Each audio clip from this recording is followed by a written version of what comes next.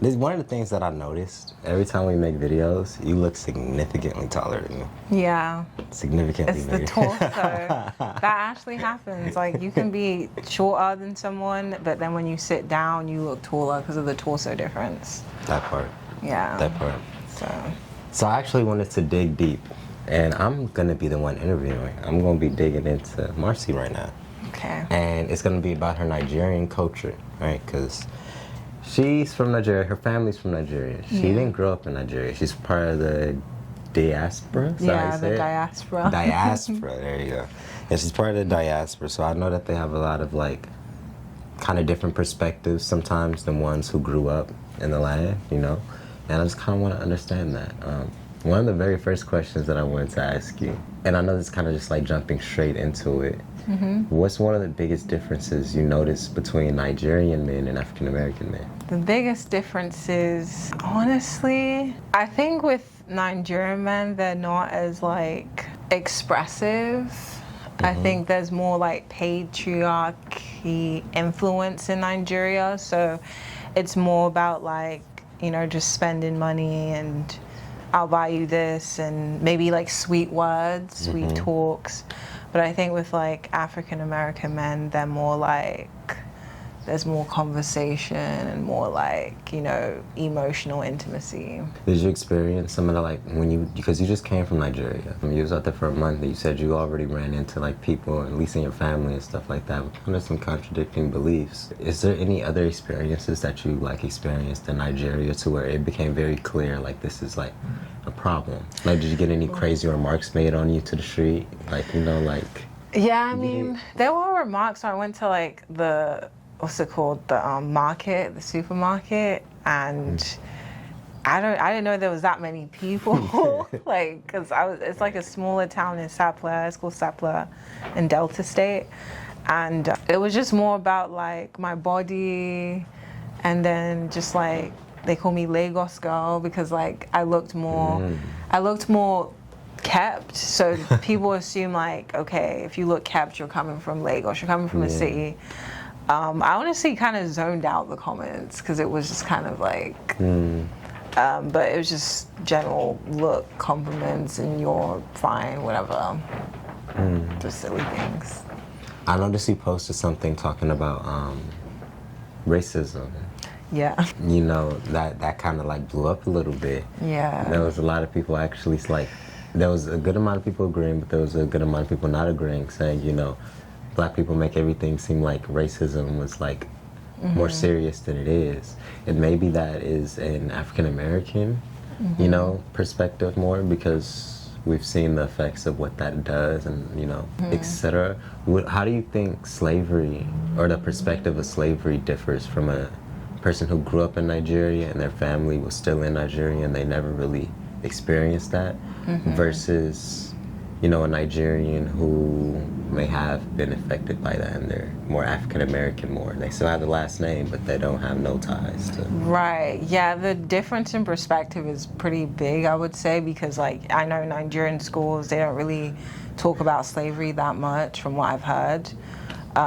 They don't really, I guess they see it as very distant because there's so much like structural issues that they don't really feel like it's something that they want to focus on because like they're kind of more in survival mode and more like, okay, we need this, we need light, we need like the fundamentals. So they don't even go to that direction. And I think for like Nigerians that grow up in the West, like we can feel the weight of the energy because it's like very subtle in the West of like the racism. Like you can feel when you're just constantly being observed, where you're not being like seen as a person. And I think it's just like an energy thing that shows up more so than like a, you know, more so than like a, this is like in your face and this is slavery and this is the history. Like it's, I think Nigerians in the West understand it and can be like, yeah, we get the weight of this, but people that aren't in that position don't really go too much into it. That makes sense. It does. When was one of the times that you recall where you felt as if you experienced racism because you were Nigerian? Not because you were black, because you were Nigerian. Honestly, I would say like it happened in Nigeria. Do you know what I'm saying? Like, it's unfortunate to say that, but like the treatment that I had seen when I was looking around, like in the airport, because the airport, I mean, there's a lot of chaos in the airport, unfortunately. But when people see like you look like them, they get very like comfortable. And then there's these like assumptions, like I can just talk to you recklessly, I'm not gonna benefit from you. But then, so you feel like, to me that feels like racism, because you're obviously treating someone different, and then you see a white person who's coming in, or an Asian person, and then they're like, oh, I need to make sure you have a good experience here. Like there's more of like a incentive to... I don't know if this is the right word, but do you think that's more of like classism? They see you and they automatically expect you to be poor or have less resources, but they see another race and associate that with more wealth, so they treat them better? Yeah, I believe that's connected to it, because it's just an automatic standard in their head, like, oh, you're this color, you have all this background. But then like they'll kind of still treat westernized Nigerians kind of similar, but it's just the fact of like, oh, you're kind of one of us, even though you grew up there, so you're not. But at the same time, you can't be in a better position than them because of like all of those foundations they're coming from, if that makes sense. So how is the diaspora kind of like building generational wealth and building, because you know, like, because I know that's kind of like a deep question, but it's like, if they don't have certain ties back to the homeland, how are they necessarily like bridging that, if you make sense? Because from what I understand, most people leave that country to come here to build. yeah. You know, so how is the diaspora continuing what their parents did by bringing them here? Right. It's not really happening. To be real, actually, there's a couple of things going on. It's so rare to have like someone who hasn't lived in Nigeria go back to like do something in a place that technically is foreign to them but connected to them. Most of the time, Nigerian parents, they kind of come here, you know, they grind. There's also like a certain classism too. For you to even be able to move out the country, you're already in a different like zone in Nigeria. So there's already like certain I would say mentalities they come in with, where like, I see that. I'm privileged a bit in Nigeria, and now I have to be even more privileged here when they move. So they'll say things like witchcraft, family, like it's a really big thing. These are conversations. They call you like they say you're doing witchcraft just because you've moved to America. No, they don't want like their kids that grow up here to be going back to Nigeria because of witchcraft. Like that's the issue. Yeah. Religious trauma. Yeah. Yeah, brainwashing. It's deep. It's like I had a cousin and I'm like, oh, you should come to Nigeria. And she's like, nah, like every time my mom went, she got sick. There's nothing there for me. Oh my God. Yeah. My mom kind of has that same perspective a little bit. Because from what I understand, somebody who was doing voodoo on her was African lady. Yeah. Yikes.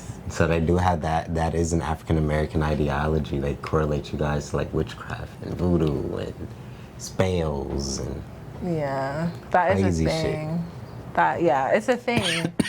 It 100% is a thing. I think it's slightly overemphasized. It's a lot of fear-based energy because a lot of Nigerians are very religious. It's not like this huge group where people are like out to get everyone, but it's still happening. It's just they'll push that to like kids like me, or like, I mean, you know, adults, or you know what I'm saying.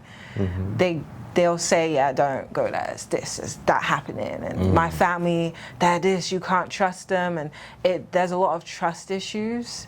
So the kids like me that grow up here and become adults, they don't even know how they can give back because there's so much tainting about Nigeria, and like I'm in a position now where I'm like, there's a lot of people doing things there. There's people who are Asian, who are Arab, who are deciding to go to Nigeria to make money. Why wouldn't we also put our brain there? So building wealth is just more like you build wealth in the States for your intermediate family, but you're not going to do it for the people who don't have that same opportunity. Because it's very possible if people put their mind together and say, let's do this, we can make something happen. And you know, it could be in anything. It could be in hospitals. It can be in really big, like, institutions.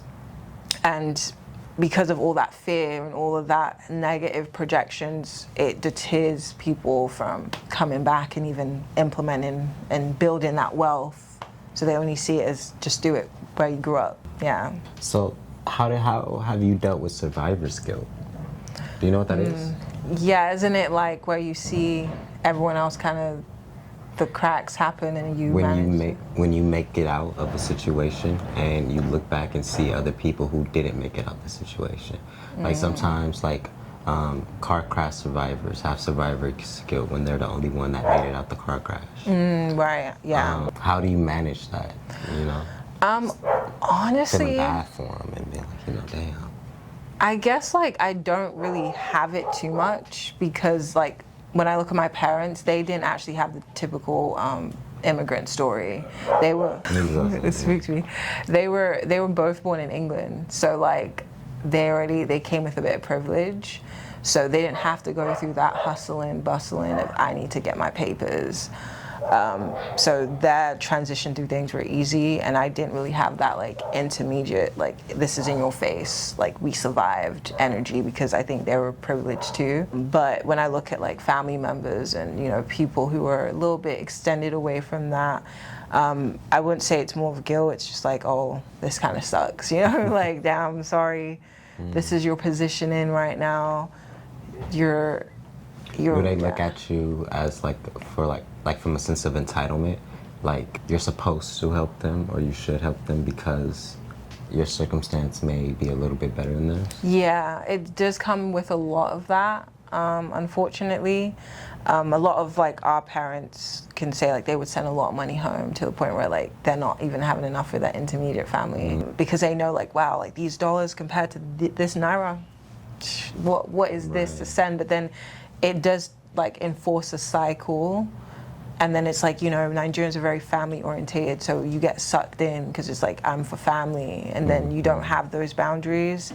So more often than not, Nigerians don't really have the boundaries. Like they just see you're good, you've been good, what is it to give me some of this? And then it does turn into like the entitlement, and then it turns into I did this for you, so you gotta do this for me. Because I did get hit with that recently, and I'm like, what the hell? I just met you last year. I don't know who you were most of my childhood life or adulthood life.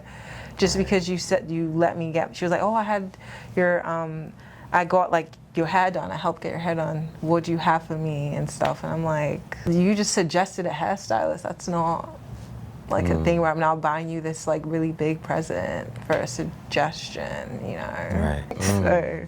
So how do you maintain healthy relationships in that type of space where people are expecting so much of you and you're actively telling them no? It's a lot of save face energy. For me, I'm just gonna smile and just laugh like, and cool, we'll have the chat later, and that chat just won't come. So it is a lot of, yeah.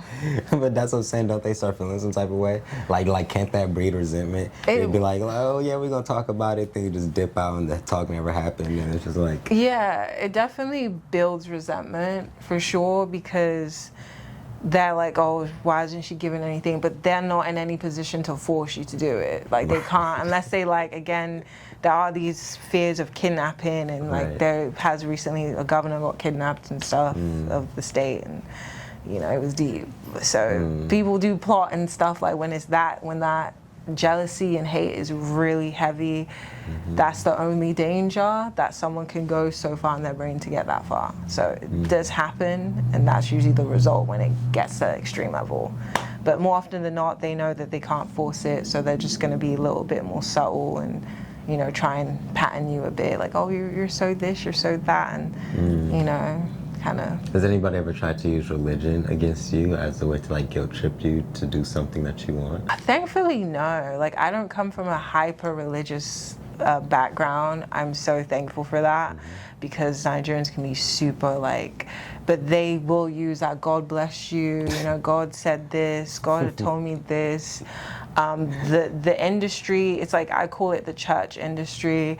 It's huge over there. There's like billboards of like church services. Pastors everywhere, billboards of Black wood. We don't usually see that over here in America. Yeah. A pastor on a billboard. You know, get that nigga off that, man, bro.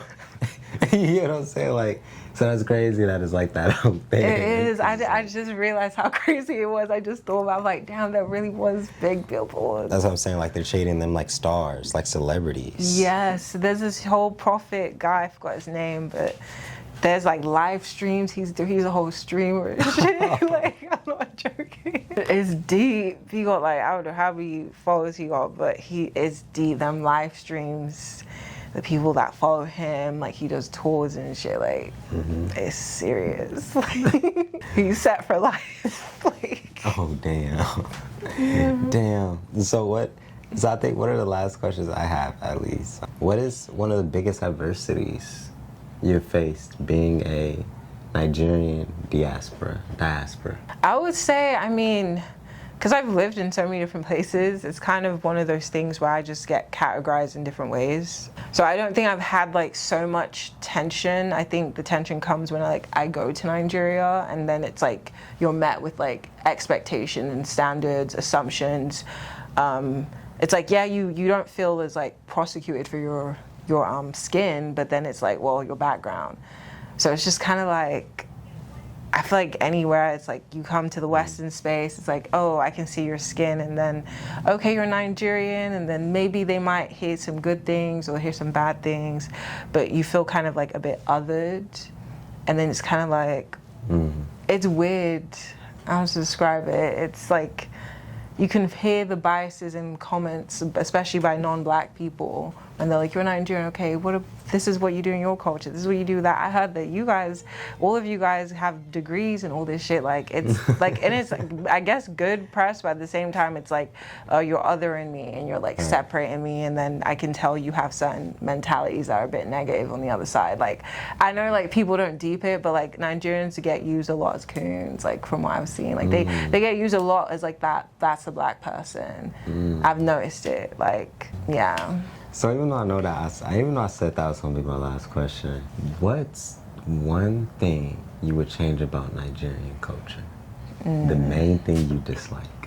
The main thing I dislike about Nigerian culture, I would say, honestly, I love Nigeria. I love my people. So that actually didn't come so easy to say, but I would say probably the begging culture and like the entitlement, like the energy of like, I need something from you and I'm entitled from it because you're like us and we help each other out, but it's like, I don't know who you are and you're being rude. Do you know what I'm saying? Like, that's an energy that I've seen a lot of, and I think that just is kind of like this forwardness that's a bit like lacking manners, because, you know, everyone's surviving and hustling. They're very like, we need to get things together, so they don't think of like, pause, you know, like, this is a stranger at the end of the day, and just because we're Nigerian doesn't mean you can't come with like a bit of respect.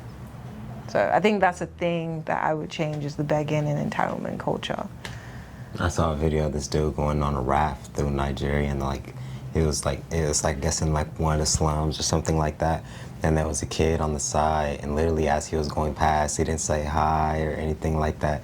He was like, money, money, money, give me money, money, money, money, give me money. Like, damn, you get what I'm saying? Like, I would feel bad having to ignore some shit like that. But like, everybody's gonna be doing it. You said you got, from the videos I've seen at least, if you're really gonna be helping people, you gotta do it in private, because then everybody coming. Yes. Everybody coming. Yes, that's the unfortunate thing, because I did face that. A child did come up to me for money, and I was like, oh no, but then I felt bad, so I actually went back and gave him some, and I just kind of did it quickly, because he had like red eyes, and I'm like, you can tell he wasn't, and I just was like, this is sad. Exactly, like it hits at your empathy, I feel like, where it's like, you'll damn near go broke just off of saying that much sadness. You're that's like, bro, I don't, like, I can't help, but like, I feel like I should. Yeah, and you can spend a lot of money there too, because it's like, you're like, comparing it to dollars, and then so many people asking you like, what is a $20, what's a 50, but then you can do it to like 20 people. Do you know what I'm saying? And then you can see like down there, not in the best circumstance, And it's like, what is it to give? But then you're like, fuck, you still gotta work for it. You still gotta work for it when you're here. So it's like, ugh. So no, I actually want to flip it real quick. What's the best thing about Nigerian culture? Best thing. I would say like pretty much the vibe of the environment of like you come into Nigeria and you don't feel so surveillanced. You don't feel like there's something on you, on the back, something's coming, a parking ticket, a noise complaint. Bro, parking tickets be stupid. Yeah. Los Angeles, nigga, they get you for any and everything, bro. Right. You could be parking on your block in front of where you stay. If you don't have a certain little placard, nigga, they're gonna give you a ticket. You could stay there. You could be parked in front of where your registration it says like the car is registered to. You will get that ticket. You need a placard. You need to pay them to park where you're in front of your house. Right. If not, they're gonna ticket you every fucking week for as long as they can, and you can't just not pay it. It was showing your registration. My car registration was $600. And I'm almost certain it was because of tickets, because there ain't no way in hell. Right. You get what I'm See saying? the energy behind that, like that's so much. That's really the vibe. Like that's so much pressure off of you.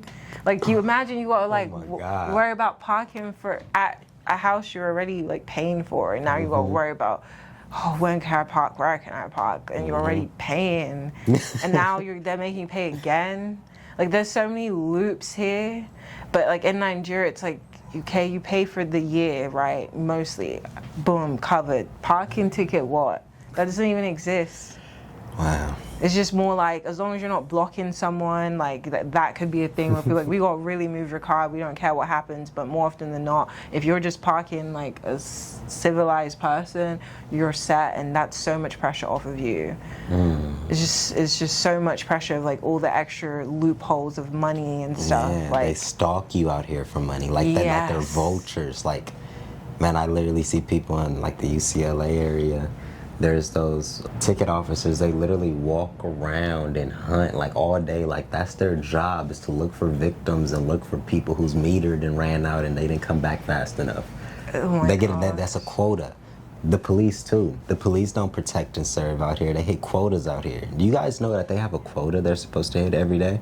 So they're gonna pull over more people than they necessarily supposed to or they want to, because if they don't, they might get fired.